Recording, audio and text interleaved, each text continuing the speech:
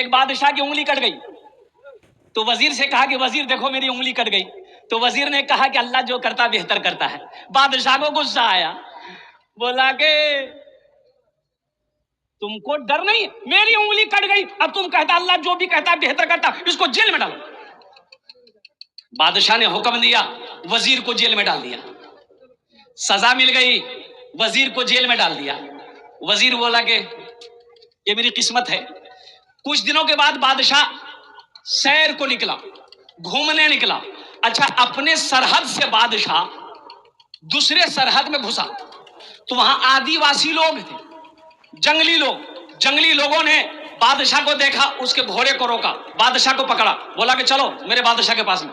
بادشاہ کو پکڑ کر لے آیا اور قربان جاؤ اسے کھوٹا میں باندھ دیا. وہاں کا بادشاہ آیا, فیصلہ کیا کہ اس کو ہم لوگ قربانی کریں گے.